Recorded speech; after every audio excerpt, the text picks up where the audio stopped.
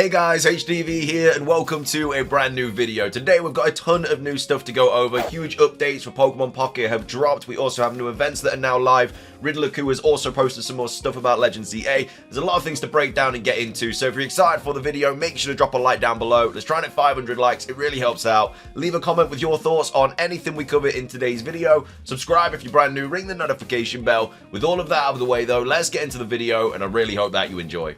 So, starting things off, let's go over the latest Riddler-Ku tweets. We do have Soul Silver here, kind of tweeting out about it, giving their 2 cents on the situation. But basically, Riddler-Ku originally said, wondering what they are cooking right now, still nothing placed on our table, then we could move to the next part. So, I don't know what he means by the next part as in like the next game, or he means like the next part of the Pokemon Legends ZA sort of riddles situation. But we do have Soul Silver out here saying, there's actually big news. Still not hearing anything leaking, and not moving on to the next part could mean that the release dates for the upcoming Pokemon games could be up in the air or are changing. Because obviously all they've said at the moment is that it's going to release simultaneously worldwide 2025. They haven't said early 2025, middle, late. They haven't given us like a season or something like that.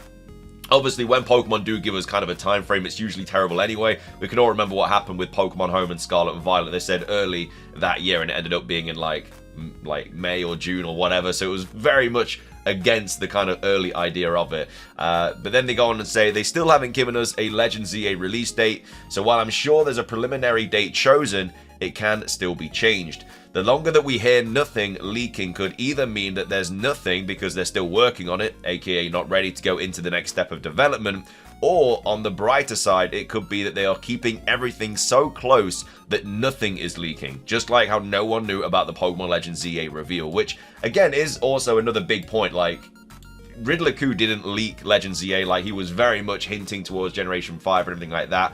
We think that something has happened with the source, whether they find out the source or they're kind of false, they're kind of feeding false information to the source, or the source is feeding false information to Riddler-Ku or something like that, because nobody said anything about Legend ZA.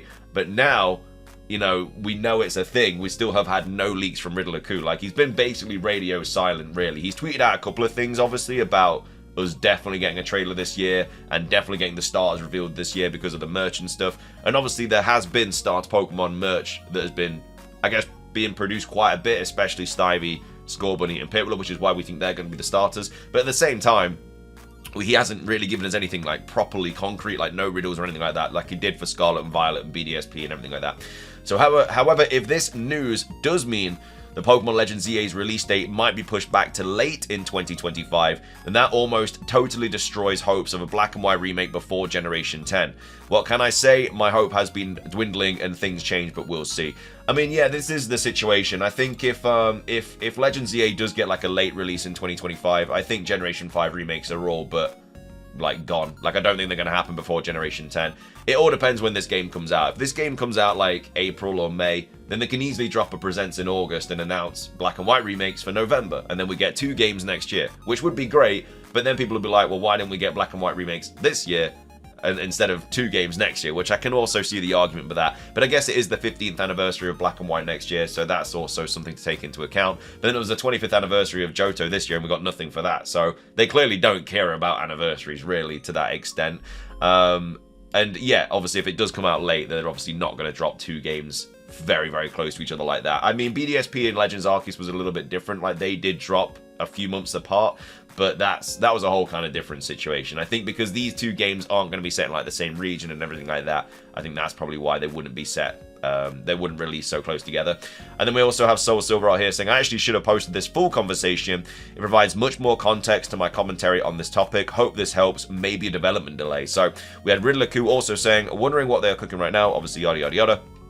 And then we had Snaketon saying so, and he says maybe a development delay. So, like I say, it could be delayed, which is why we haven't heard anything. That is definitely a possible, I guess, situation, because we usually get news in August. We're now at the end of September without any news, and we still haven't had anything. It's been, what, nearly 9 months since Pokemon Day, and we've obviously had absolutely nothing. We've had news for absolutely everything Pokemon apart from the big game that they've announced this year. Obviously, it's just it's a whole situation. Like I said, the radio silence isn't great, but it's just more food for thought, really. Does this mean that it has been pushed back? Does that mean that the trailers are also going to get pushed back? The Switch 2 was obviously pushed back, so maybe this has been as well. We'll have to wait and see, but either way, let me know your thoughts on all this. When do you think the Legends EA is going to be released, and do you think it has been pushed back? I guess it does mean it gets more development time, but at the end of the day, we just want to see some gameplay. Like, that's all we really want to see at this moment. But anyway, that's the Legends EA stuff. Moving on, we do, of course, have the Zacian event that is now live in Pokemon Go. So if you want to get a shiny Zacian, get the game now and play it and get this shiny. It's a 1 in 20. I did one raid this morning and got it. First raid, which I was ecstatic about. So now I don't have to worry about it. I've already got shiny Zacian. I mean, I already got it from the event. But yeah, I did one raid this morning and got it. I was absolutely over the moon with that. So now I'm just waiting for the Zamazenta event. But either way, we've got Cerebi here tweeting out saying the Pokemon Go Legendary Heroes event is rolling out in Asia Pacific regions. This will be probably everywhere by the time you're watching this video, though. It runs from September the 26th at 10 a.m. local time. So as soon as it hits 10 a.m. in your country, then you will be able to start raiding for this Pokemon. This is a little bit more information about it as well. So this is from Leak Duck. So as well as the shiny Zacian, it also comes out with a few more things. So obviously you can get Galarian Ponyta, Koffing, Darumaka, Galarian Dakamaka, the Generation 8 starters, Squova, all appearing in the raid, all appearing in the wild. They can be shiny as well, apart from the starters. 50% special trade discount. Koffing can also evolve into Galarian Weezing, so that's very, very useful. Field research tasks as well. Trade a Pokemon gets you a rare candy. Use an incense gets you 3 rare candy and 1500 starters, so that's really, really good. And then also catching 8 Pokemon will reward you with a Galarian Slowpoke. We also have the Sword Path and the Shield Path, so you can choose one of these. If you choose the Sword Path, you get timed research encounters for Galarian, Darumaka, Dino, and Rufflet. If you choose the Shield Path, you get Galarian Ponyta, Larvitar, and Vullaby. And then also from Incense, you get Seedot, Scraggy, Gothita, Dino, Swirlix, and Persimmon. And then also from the Shield Incense, you get Larvitar, Lotad, Krogunk, Solosis, Spritzee, and Oranguru. And then as well as that, there's a couple more kind of rewards and stuff. These are basically what you have to do. Like, so this is all on Leak Duck if you want to check it out. It's very, very easy to find. So yeah, that's kind of all the stuff for the event. But obviously, if you're trying to get shiny Zacian, which I'm assuming a lot of people are bothered about, it's a 1 in 20 chance. Best of luck, really. That's all I can really say. Just best of luck. Hopefully RNG favors you. It's just one of those things. Some people will get it, some people won't. Zamazenta follows it. So a lot of people obviously be ready for that as well. But yeah, it's very much kind of pay to win. Like, the more money you put into it, the more remote raids you can do, and then obviously the more chance you got of getting the shiny. So it does suck that it is kind of pay to win, but you know, it is what it is. That is just what Pokemon Go is at this moment in time. Moving on though, we do have some big updates for Pokemon Pocket. If you are living in New Zealand right now, you are very lucky because you are one of the few people in this world that get to play this today. So Cerebi update, Pokemon TCG Pocket is now available as a soft launch in New Zealand, and our coverage is beginning. So yeah, you can download the game right now, you can play it. I'm so jealous. If you want to play it and you're not in New Zealand, you'll have to get like the APK or like a VPN or something like that, which is a shame. But either way, I'm sure there's going to be like loads and loads of gameplay about this now, and we're going to find out a lot more information. But what has been produced is all of the cards and stuff, and some of these look absolutely ridiculous. But we have this on PokeBeach here saying Pokemon TCG Pocket now out in New Zealand. Beautiful new genetic Apex cards revealed. So Pokemon TCG Pocket has now soft launched in New Zealand.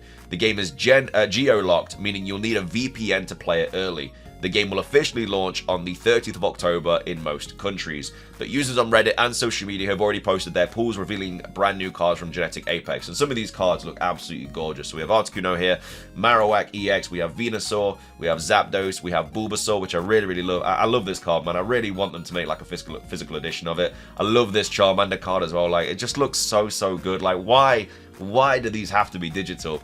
This Charizard card as well, which I think is one of like the rarest in the set right now. Obviously, it's a Charizard card. There's Gyarados artwork as well. Like, look how good this artwork looks, man. Jeez. Golbat, we have Alakazam, we have Nidoking, we have a Weezing card, we have a Porygon, Dragonite, we have Gengar, Moltres card, which looks really nice. We have a Misty trainer card, Koga trainer card, Giovanni trainer card. And then this is kind of like opening results. So this is what it looks like when you open a pack. So obviously, like, all these cards kind of pop up and stuff like that. Another pack here again, that Charizard at the bottom right, which is one of the more kind of sought after cards. And then this seems to be, I think, just like a checklist or something like that, or like a Pokedex thing. And then this is also a pack point exchange. So this is also a thing that was revealed recently where basically every time you kind of discard cards, you get this like pack point exchange, and then obviously you can use those points to kind of exchange for better cards. Obviously the rarer the card, the more expensive it is, so that is obviously an issue, but at the same time, at least you get something from getting like duplicates and stuff like that. So we have Slowpoke here, so again, the old cards are even getting like, I guess, a new breath of fresh air because they're getting more artwork and stuff around them. Charizards, Mewtwo, stuff like that. Like, these are all the new cards. Again, all the cards have been kind of revealed. I think they've basically all been pulled right now.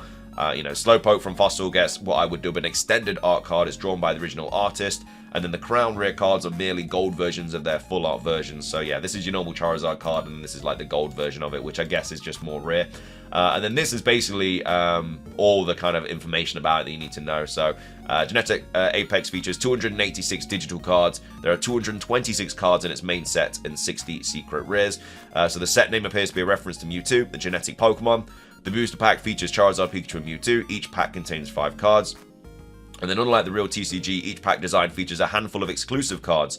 For example, you can only find Pikachu EX in the Pikachu booster pack. So depending on like the deck that you're trying to build, like if you're trying to build like a certain Pikachu deck, then obviously you'd want to be opening the Pikachu cards, Pikachu packs. Same with like Charizard, Mewtwo, etc.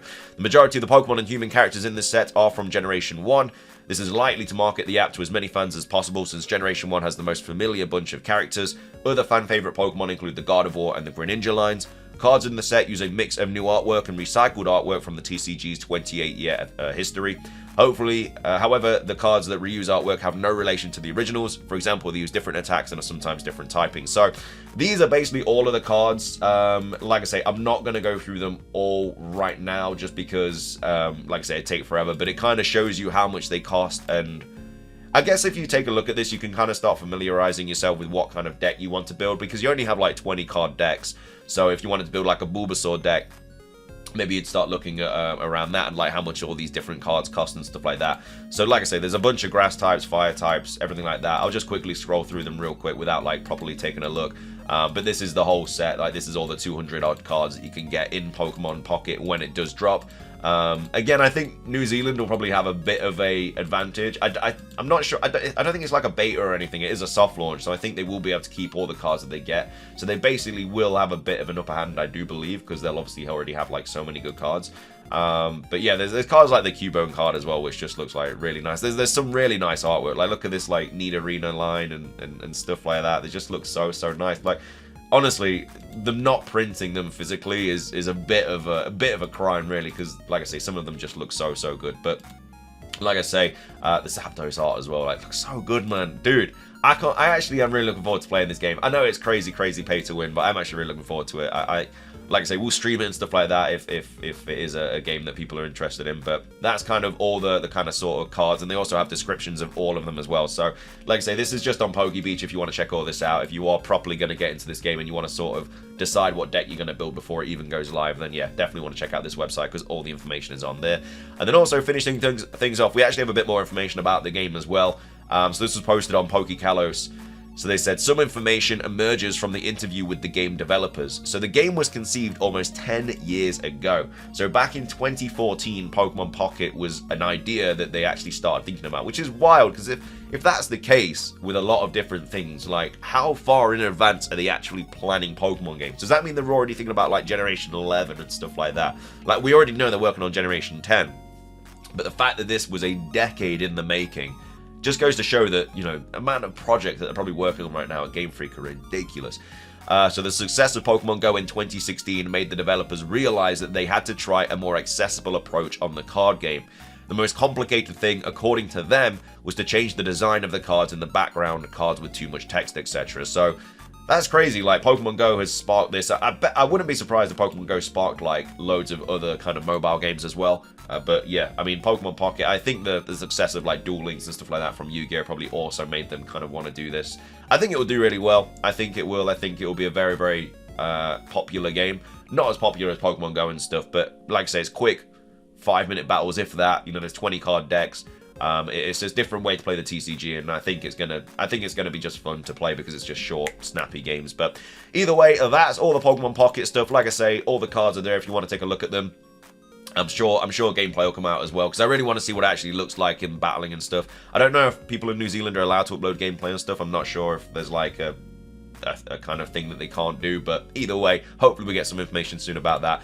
And yeah, that's the shiny event for Zacian as well. Make sure to try and get this if you are wanting to get one of the shiny beasts from Generation 8. And then, yeah, what are your thoughts on Legend ZA release date? Do you think that it has been delayed? Do you think that it could be pushed back a little bit? Let me know your thoughts on all of that. But thank you for watching. If you enjoyed, like I say, drop a like, leave a comment, subscribe if you're brand new, ring the notification bell for daily Pokemon content. Have a fantastic rest of your day, and until next time, peace.